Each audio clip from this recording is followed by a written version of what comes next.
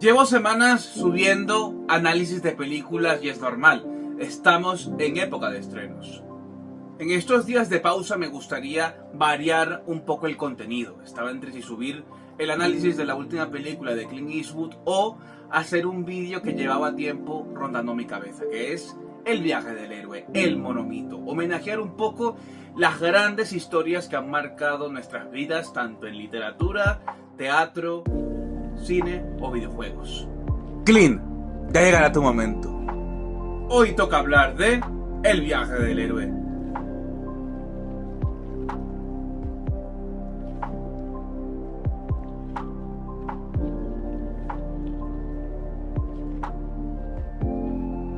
El viaje del héroe, o monomito, fue un término que acuñó Joseph Campbell, mitólogo y escritor estadounidense, para definir la estructura más básica de todas, la clásica.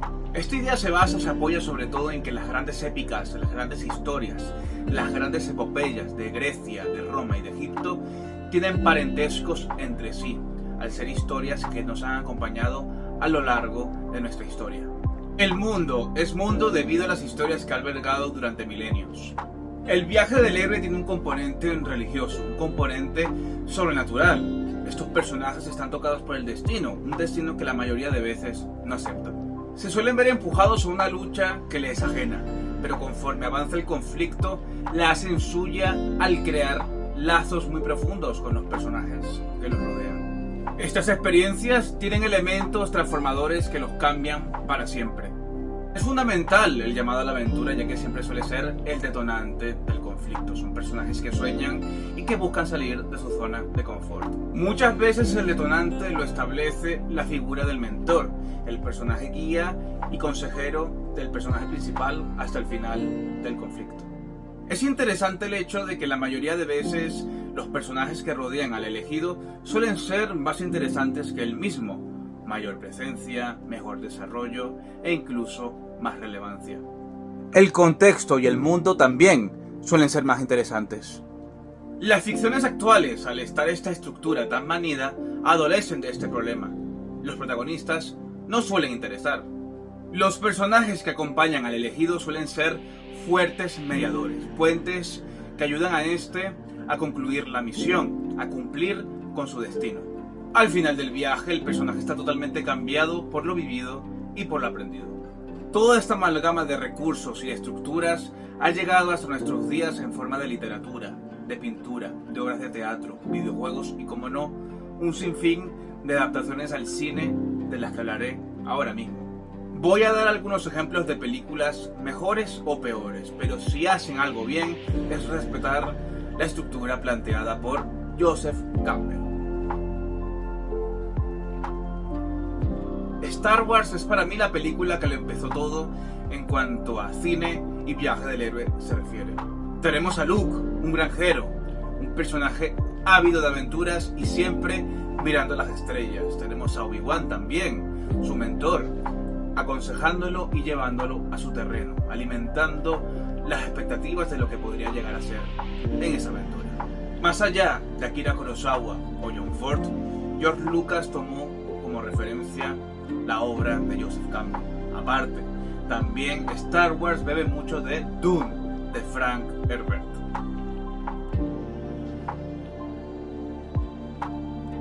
Con Dune empezamos con las adaptaciones literarias de obras cuyos autores se fijaron mucho en Joseph Campbell para crear sus mundos. En este caso, Frank Herbert.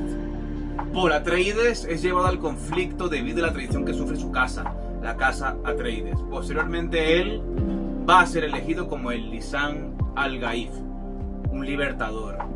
Y esto tiene connotaciones religiosas debido a la naturaleza de todo lo que rodea la cultura arrakiana.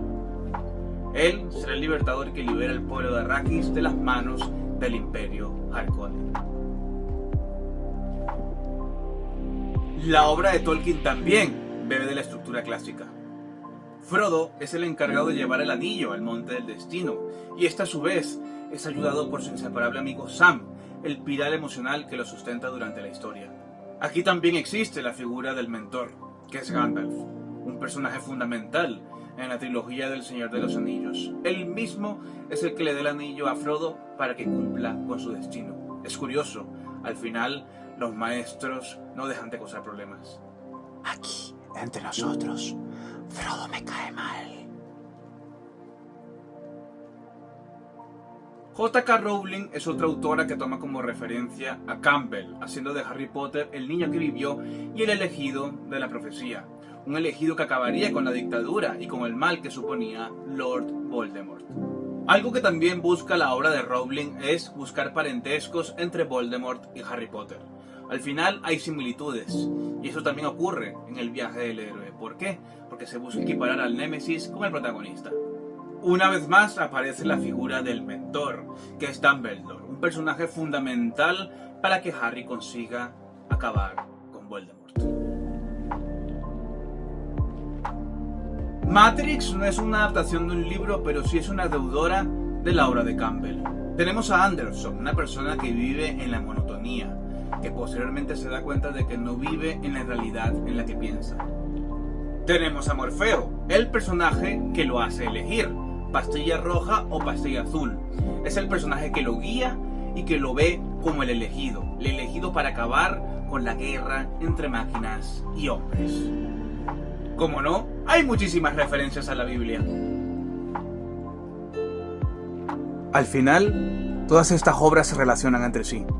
Se podría decir que la estructura del viaje del héroe está manida, que aburre y que es predecible, pero yo creo que es fundamental para entender la narrativa moderna. La estructura del viaje del héroe sigue funcionando como un reloj. Tenemos como ejemplo las películas de Dune, dirigidas por Denis Villeneuve. Más allá de la calidad del producto, yo creo que es complicado darle la vuelta a una estructura que nos lleve acompañando miles de años, porque siempre habrán héroes que quieran contar sus historias. Si te gustó el vídeo, dale like y suscríbete, me ayuda mucho.